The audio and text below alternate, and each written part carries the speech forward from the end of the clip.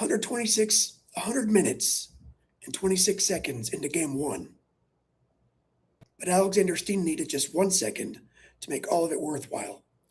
This is Blue 23, Alexander Steen.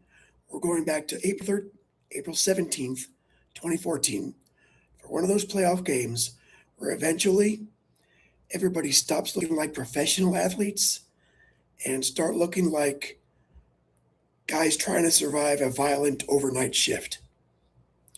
Blues Blackhawks, game one, 3 overtimes. Then Alexander Steen finally sends everybody home. And the weird thing, St. Louis came into the 2014 playoffs looking both excellent and somehow also completely screwed because they went 52, 23, and 7. They finished with 111 points, and they'd only allowed 188 goals all year. That's the third fewest total in the NHL. Most of the year, they looked like a legitimate Stanley Cup threat. But at the very end, the bottom fell out. St. Louis lost its final 6 regular season games, and they got outscored 18-5 during that skid. They stumbled from first place in the Central into second. Injuries piled up at exactly the wrong time. And their reward? Chicago, the defending Stanley Cup champion, Blackhawks, had 107 points, and they still had Jonathan Toews and Patrick Kane driving a very experienced playoff machine. St. Louis had actually beaten Chicago in the first 3 meetings that season, but the Hawks won the next 2. So this wasn't just a friendly little first-round matchup. It felt like a heavyweight fight where somebody had accidentally scheduled for the opening round. Alexander Steen's hockey story begins in Winnipeg. He was born there in 1984 because his father, Thomas Steen, was playing for the Jets. And Thomas became one of the best players in that franchise's history. So Alexander basically grew up with NHL hockey all around him. But in every meaningful hockey sense, he's Swedish. He developed in Sweden. He played for Frölunda's organization and Modo before coming to North America. Toronto drafted him 24th overall in 2002. He reached the Maple Leafs in 2005-06 and immediately looked legitimate. 18 goals, 27 assists, 45 points as a 21-year-old rookie. But Toronto never really became home. On November 24th, 2008, the Leafs sent Steen and defenseman Carlo Kolakovo, who we're going to talk about later, to St. Louis for Lee Stempniak. And in hindsight, I think the Blues would probably make that trade again. Steen gradually became one of those players who's difficult to explain if you're just looking at the highlight reels. He could score, he could kill penalties, he could defend, he could play center or wing.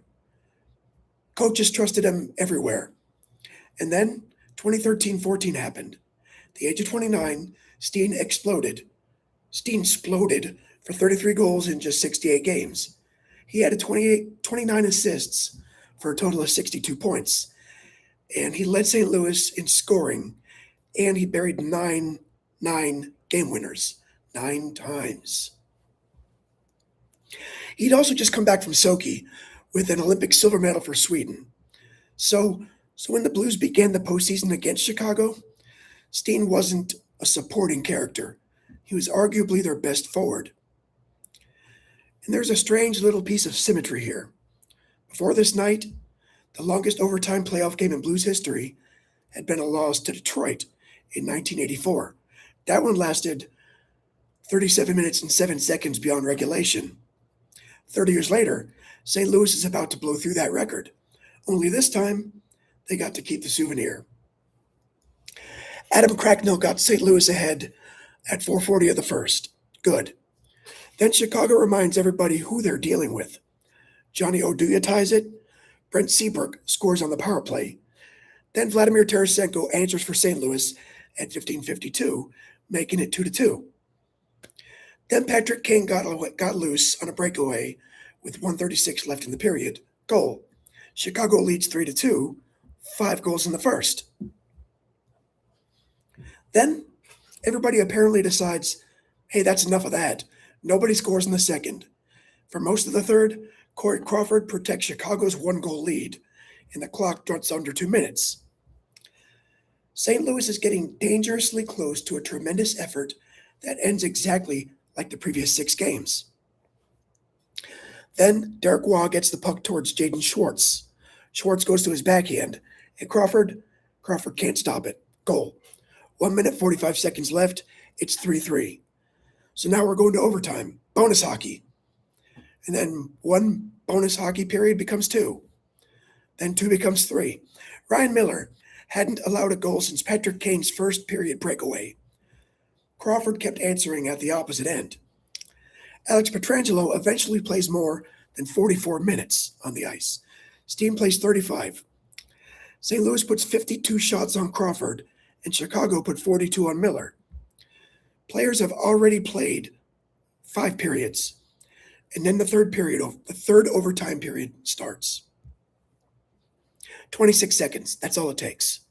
David Backes moves the puck to Steve Ott. Ott gets it to Steen. Steen shoots. Crawford can't get it. Touchdown. Game over. St. Louis 4, Chicago 3. 100 minutes, 26 seconds of hockey, and Alexander Steen has just scored the winner in the longest game in St. Louis Blues history. After the game, Steen didn't exactly deliver what you'd call the Gettysburg Address. He said, "It's big. We want to start the series off on a good note." It's a very Alexander Steen way of saying something. The dude just ended a triple overtime game in the playoffs against the defending Stanley Cup champions, and his reaction translates to roughly, yeah, winning game 1, that seems preferable. But it mattered because St. Louis came in on a 6-game losing streak. They'd spent the previous couple weeks watching a potentially special season start to disintegrate, and now they survive Chicago. Ryan Miller had shut the Hawks out for more than 80 consecutive minutes after Kane's goal. Schwartz rescued them from regulation elimination, and Steen gave Scottrade Center one of its permanent memories. It feels like this should be where the story turns into the Blues finally exorcising Chicago. It's not. 2 days later, St. Louis wins Game 2, also in overtime. Now they're up 2-0. And that's what makes what happens next hurt even more. Chicago won Game 3 by the same score, 2-0. Then the Blackhawks take Game 4 in overtime, and they take Game 5 in overtime.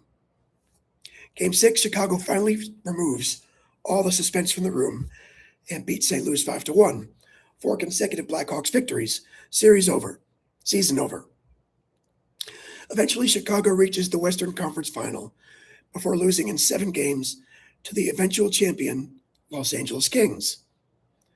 For St. Louis, meanwhile, Game 1 becomes almost bittersweet. It's still awesome. It doesn't lead where everybody thought it might. Sometimes things happen, right? Now, Steen wasn't finished creating moments in St. Louis, not by a wide margin. He remained a core Blue for the rest of the decade, eventually spending parts of 12 seasons with the franchise. Then came 2019. By then, Steen wasn't a 33-goal star anymore. His role had changed. He'd moved down the lineup and become one of those veteran players that contenders need when the game starts to get ugly.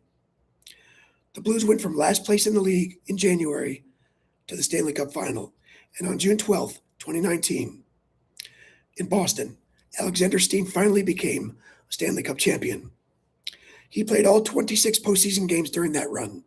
His father, Thomas, played 14 NHL seasons and never got to lift the cup, but Alexander did. I'm sure his dad's proud.